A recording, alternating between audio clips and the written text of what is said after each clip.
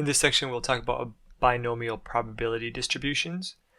And a binomial probability distributions allows us to deal with circumstances in which outcomes belong to two categories. It's either like heads or tails, acceptable, defective, survived or died. It basically means there has to be two different kind of probabilities or percentages, right? So one and then another. It's either a failed or a win in a sense.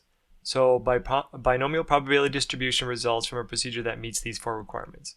Fixed number of trials, must be independent so they don't change based on something else that happens, meaning that the outcome of any individual trial doesn't affect the others. Each trial has all outcomes classified into two categories as success or failure. Probability of success remains the same in all trials. Here's our notation.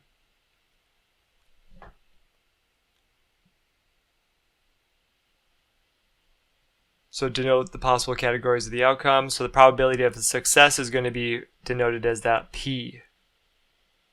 Probability of failure is just 1 minus P. They denote it as Q. So it's just, they both add up to 1. N is the number of fixed trials. X is the specific success in the trials you want to have. P is the probability. Q is the failure probability. And P of X means the probability of getting exactly X successes. So the word success is basically an arbitrary word. It doesn't mean a good thing and failure doesn't mean a bad thing. It's just one of the two options. A success is S as long as the probability is identified as the little p. So little q can always be found by just subtracting little p from 1. Example. Let's look at this example here with Twitter.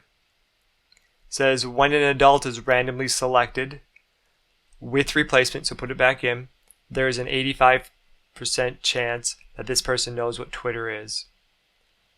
Based on the results from a Pew Research Center, then suppose that we want to find the probability of exactly 3 of 5 selected adults know what Twitter is.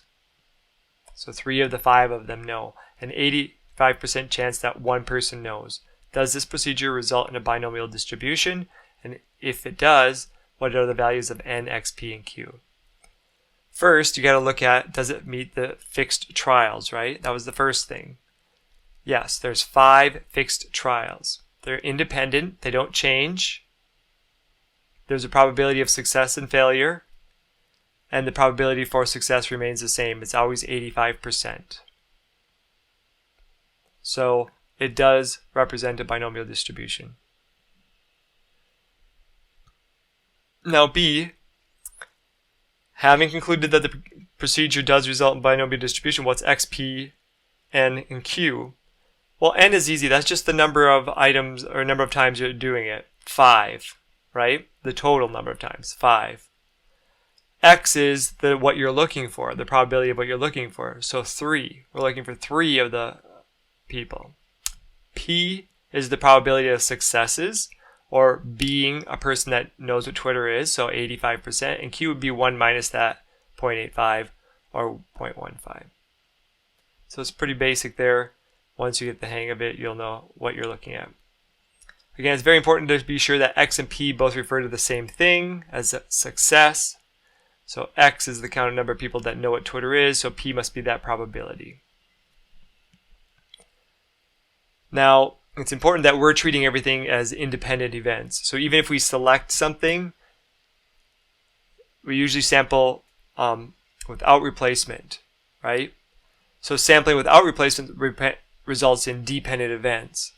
So what we can do to get around that is, as long as we're sampling from a population and we don't sample any more than 5%, then we can just say we're sampling basically and put it back so that nothing changes, so that the probability doesn't change. So the idea here is we want to have 5% of the total population, less than that. So that they call it the 5% guideline. So basically, we're fine. We don't need to, most of our stuff is like that, and we don't need to really worry about it, but that's the idea. Because the idea is if we had too small of a population and you started just taking things out without putting them back, you would change the probability. And the reason why it doesn't change when you're having such a low amount is because there's just so many of them that the probability changes so minutely it doesn't affect the answer. So we're going to use StatCrunch because you see this probability formula and it's not bad. It's just it takes time to work it out. You see that you have the n here, right?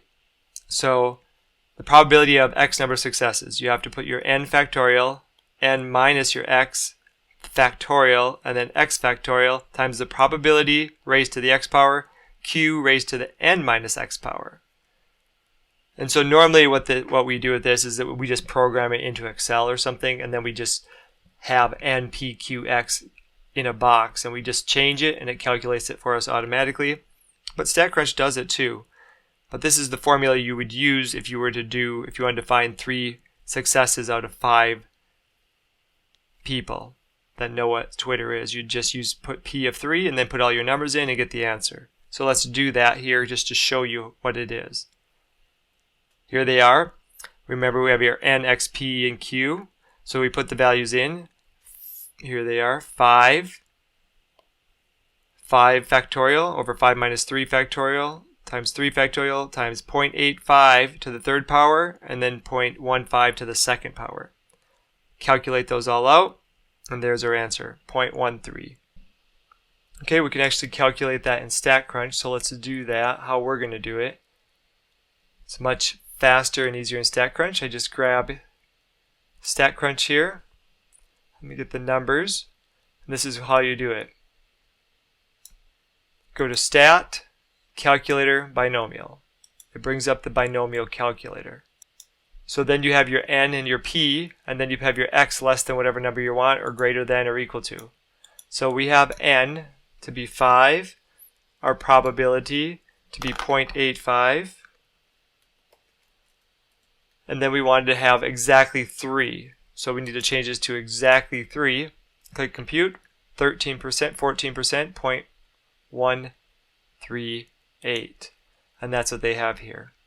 So it's the exact same value by using the formula, because StatCrunch is just using the same formula. Now I have a video on that as well.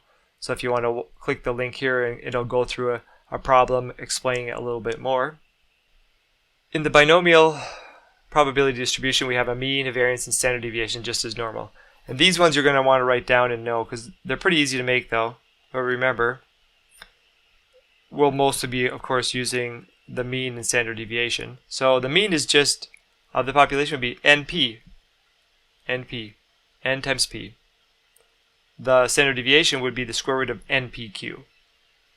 I think it's pretty easy to remember. Here's an example right from my math lab.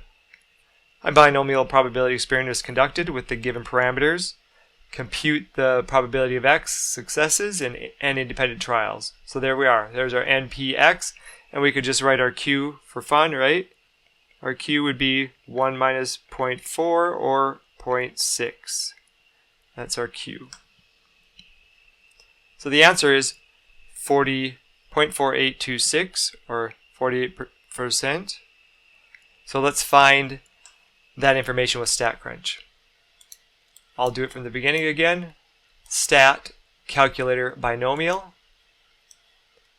And then we just enter our information. N is 9. P is 0.4. And we want to know less than or equal to 3. So it's just doing the formula. But now when you do less than or equal, since it's a discrete probability, binomial is a discrete, it's 1, 2, 3, 4, right? It actually counts up for 0 successes, 1 success, 2 success, 3 success, right up 3. And you see how it is? There's 0, 1, 2, 3. It's counting them up. The individual of, say, equal to 0, if I put equal sign, is 1%. That's just the individual probability of 0 successes, right?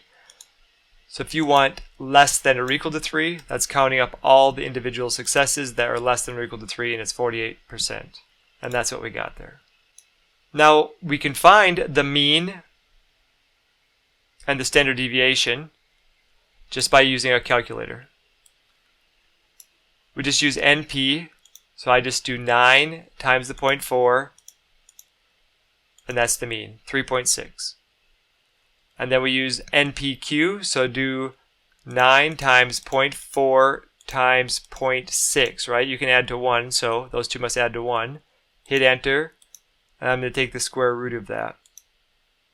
So I'd do second answer, however you want to do it, 1.46. So that would be the standard deviation. Now the reason why we'd want that is because it helps us find values that might be low or high. Remember, significantly low is less than, is that 5% rule. So less than or equal to 0.05, right? 5% rule of happening. So you could find areas where the values would be significant by saying they're less than 5% chance of happening.